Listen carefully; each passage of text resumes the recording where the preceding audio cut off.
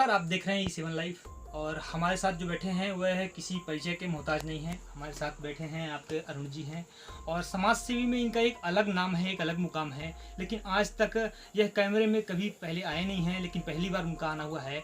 आइए हम जानने की कोशिश करेंगे कि आखिर यह कैसा हुआ है कि आज 5 सालों बाद समाज सेवा को एक अलग हाशिए पर रखकर आप नई दिशा की ओर और समाज में एक नई कदम और नई ऊंचाइयों को ले जाने के लिए आपने क्या सोचा है और किस प्रकार से आपका ये पूरा कार्य रहेगा। आइए जानने की कोशिश करते हैं। आपने जो अभी सोचा है, जिस बारे में लोग कह रहे हैं, गांव की भी कुछ जनता कह रही है कि आप कुछ नया करने वाले हैं, तो क्या है वो, क्या है पूरी प्लानिंग? एक तो मनोज जी, आपको बहुत बहुत शुभकामनाएं। और मुझे काफ़ी अच्छा लगा आपसे क्योंकि पूर्व में जो बातें हुई हैं, वर्तमान में जो हम काफ़ी समय से विंध्य प्रदेश के विषय को लेकर के समाज में जन जागरण और विंध्य प्रदेश हमारा था और विंध्य प्रदेश हम कैसे पुनः प्राप्त कर सकते, ऐसे सारे विषयों को जन जागरण करने में लगे थे। मैं राष्ट्रीय स्वयंसेवक संघ में प्रचारक रहा, लगभग 11 वर्ष संघ में प्रचारक के नाते काम किया। नर्मदा परिक्रमा मैंने 16-17 में किया। उसके बाद 18 के बाद मैं लगातार चुरहट विधानसभा, रामपुर क्षेत्र के लोगों के सुख दुख में खड़ा होना, उनके लिए काम करना, ये हमारे पूरे स्वाभाविक गतिविधियों में रहा। वर्तमान में पुनः एक आवश्यकता आ गई है कि हम विंध्य प्रदेश के विषय को लेकर के जन जन तक जाएं। हमारे रामपुर नैकिन जो पूरा क्षेत्र है, ये सामाजिक रूप में और राजनीतिक रूप में एक उपेक्षा का शिकार हो रहा है लगातार। तो रामपुर जो हमारा पूरा क्षेत्र है, उस क्षेत्र के विषय को लेकर के भी एक बड़े पटल पर उसकी चर्चा हो। कई बार मैं बाहर जाता हूँ तो मुझे लगता है कि जब लोग पूछते हैं, मैं बताता हूँ रामपुर का हूँ, तो पूछते ये रामपुर कहाँ है, तो मुझे बताना पड़ता है मैं चुरहट का हूँ। फिर पूछते चुरहट कहाँ है, तो बताता हूँ कि अर्जुन सिंह जी को। तो ये जो हमारी परिस्थितियाँ हैं, तो ये इसलिए हैं क्योंकि हमारा क्षेत्र आर्थिक सामाजिक रूप से बहुत पिछड़ा हुआ क्षेत्र है।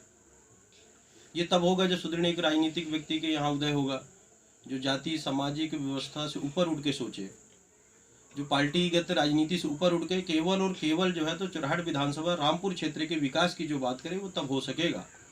तो इन सारे विषयों को लेकर के आज कई कार्यकर्ताओं के साथ मेरी बैठना हुआ है और आने वाले समयों की कुछ राजनीति चर्चा और कैसे हम आगे बढ़ सकते हैं, इनकी चर्चा हुई। आपने कुछ दिन पहले अभी विंध्य पुनरुत्थान समिति के नाम से एक संघर्ष समिति बनाई थी, जिसमें आपने पूरे लगभग पूरे विंध्य प्रदेश को तो नहीं कह सकते, पर चुरहट में आपने एक अच्छा काम किया था। आपने उसके बारे में थोड़ी डिटेल करिए कि आपने क्या किया था विंध्य पुनरुत्थान समिति के माध्यम से, क्या क्या, कैसे सोन नदी की सफाई से लेकर और क्या क्या अभियान चलाया था?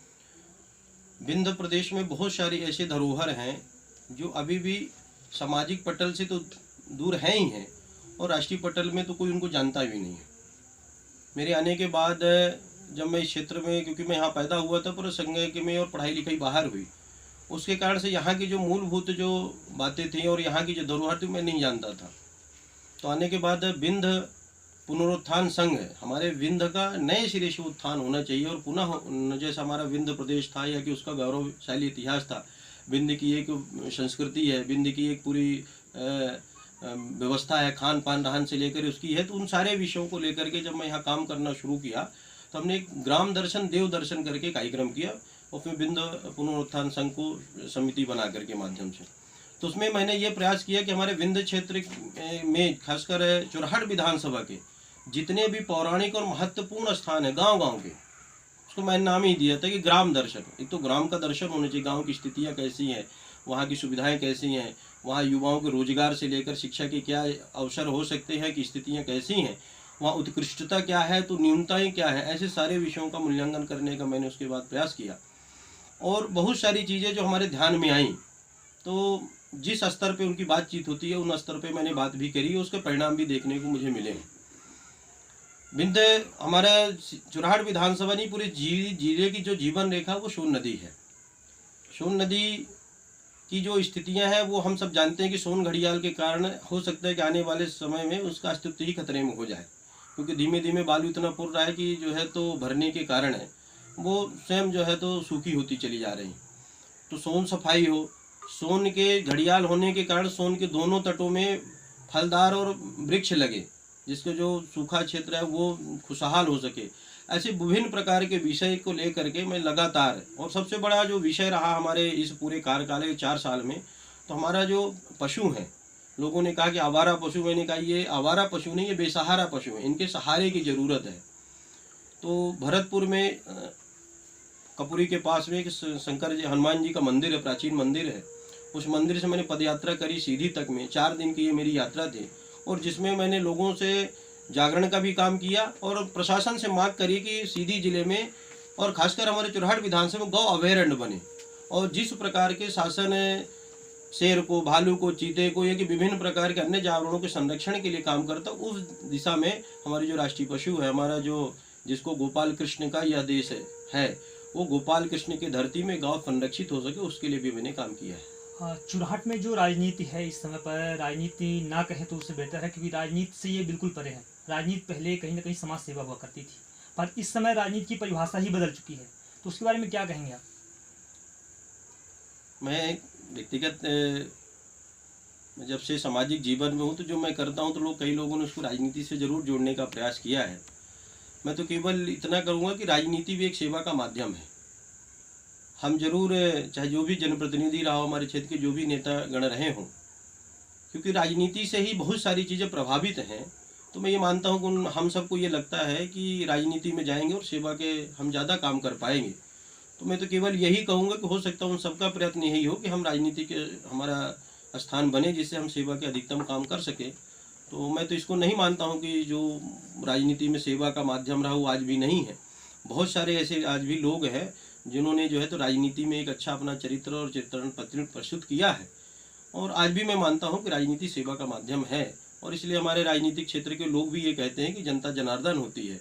तो हम स्वाभाविक है, जनार्दन जब हमारी जनता है तो हम उसके दास हैं, हम उसके सेवक हैं। चूँकि इस समय पर जो क्षेत्र की जनता है, इसकी लगभग मांग है कि आप चुनाव में सक्रिय हों और चुनाव में भाग लें, तो इससे लोगों को क्या उम्मीदें हैं आपसे? आप क्या कुछ नया और बेहतर करके लोगों को देने वाले हैं? आज की हमारी जो बैठक रही उसमें मैंने चुरहाट विधानसभा, हमारा जो रामपुर क्षेत्र है, उसके बहुत सारे बिंदुओं पर हमारी चर्चा हुई है। हमारे आज ज़िले में अच्छी सड़कें नहीं हैं, और ख़ासकर हमारे विधानसभा में तो बिल्कुल भी नहीं है। हमारे स्वास्थ्य की कोई अच्छी व्यवस्था नहीं है, शिक्षा की कोई व्यवस्था नहीं है। तो हमारे 8-10 बिंदु आज जिस पर हमारी चर्चा हुई है हमारे कार्यकर्ताओं के साथ में, तो उसमें हमारा पहला जो महत्वपूर्ण बिंदु था कि भगवार से लेकर के और चुरहाट बाईपास तक 4 लेन सड़क के निर्माण हो, चुरहाट से लेकर के कोलूडी तक 2 लेन का निर्माण हो। हमारे यहाँ अति प्रातिहासिक काल का पौराणिक स्थान है चंद्रेह, जो लगातार उपेक्षा का शिकार रहा।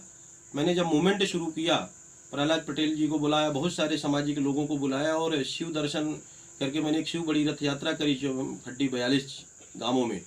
उसके बाद से बहुत सारा वहाँ मूवमेंट शुरू हुआ।